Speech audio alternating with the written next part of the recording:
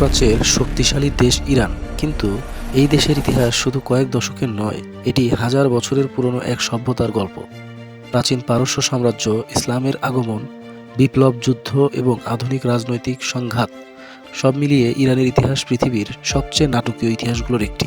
প্রাচীন পারস্যের উত্থান। খ্রিস্টপূর্ব 550 সালে মহান শাসক সাইরাস দ্য গ্রেট প্রতিষ্ঠা করেন প্রথম পারস্য সাম্রাজ্য, অ্যাচামেনিক এম্পায়ার। এই সাম্রাজ্য এত বড় ছিল যে এটি এশিয়া, আফ্রিকা ও ইউরোপের বিশাল অংশ জুড়ে বিস্তৃত ছিল। রাজধানী শহর ছিল পার্সেপোলিস, যা আজও প্রাচীন পারস্যের শক্তির প্রতীক। আলেকজান্ডারের আক্রমণ। খ্রিস্টপূর্ব 330 সালে ম্যাসিডোনিয়ার সেনাপতি আলেকজান্ডার দ্য গ্রেট পারস্যে আক্রমণ করে। এই আক্রমণের ফলে পারস্য সাম্রাজ্যের পতন ঘটে এবং ইরান কয়েক শতাব্দী ধরে বিভিন্ন শাসকের অধীনে চলে যায়। ইসলামের আগমন। 7ম শতাব্দীতে আরব মুসলিম বাহিনী পারস্য অঞ্চল দখল করে। এর ফলে ইরানে ইসলামের বিস্তার ঘটে এবং দেশটি ধীরে ধীরে একটি গুরুত্বপূর্ণ ইসলামিক সভ্যতার কেন্দ্রে পরিণত হয়। আধুনিক ইরানের সূচনা। 20 শতকের শুরুতে ইরানের নতুন রাজনৈতিক পরিবর্তন শুরু হয়। 1925 সালে ক্ষমতায় আসেন রেজা শাহ পাহলভি। তিনি ইরানকে আধুনিক রাষ্ট্রে রূপান্তর করার চেষ্টা করেন। তারপর ক্ষমতায় আসেন মোহাম্মদ রেজা পাহলভি। 1979 সালের বিপ্লব। 1979 সালে ইরানে ঘটে ঐতিহাসিক ইরানিয়ান রিভলিউশন। এই বিপ্লবের ফলে রাজতন্ত্রের পতন হয় এবং দেশটি একটি ইসলামিক প্রজাতন্ত্রে পরিণত হয়। এই বিপ্লবের নেতৃত্ব দেয় রুহুল্লাহ খামেনি। ইরান-ইরাক যুদ্ধ। বিপ্লবের কিছুদিন পরই শুরু হয় ইরান-ইরাক যুদ্ধ।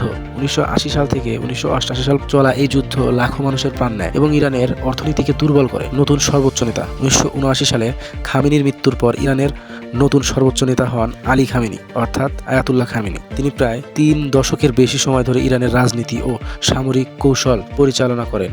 পারমাণবিক সংকট। 2000 সালের পর ইরানের পারমাণবিক কর্মসূচি নিয়ে বিশ্ব রাজনীতিতে বড় উত্তেজনা তৈরি হয়। 1915 সালে বিশ্ব শক্তিগুলোর সাথে ইরানের একটি পারমাণবিক চুক্তি হয়, কিন্তু পরে যুক্তরাষ্ট্র সেই চুক্তি থেকে বেরিয়ে গেলে উত্তেজনা আবার বেড়ে যায়। অভ্যন্তরীণ আন্দোলন। 2022 সালে এক তরুণীর মৃত্যুর পর ইরানে ব্যাপক বিক্ষোভ শুরু হয়। এই আন্দোলন দ্রুত সামাজিক ও রাজনৈতিক পরিবর্তনের দাবিতে রূপ নেয়। বর্তমান পরিস্থিতি। আজকের ইরান মধ্যপ্রাচ্যের অন্যতম শক্তিশালী দেশ, কিন্তু দেশটি একই সাথে আন্তর্জাতিক নিষেধাজ্ঞা, আঞ্চলিক সংঘাত, অভ্যন্তরীণ রাজনৈতিক চাপ সবকিছুর মধ্যে দিয়ে এগিয়ে যাচ্ছে।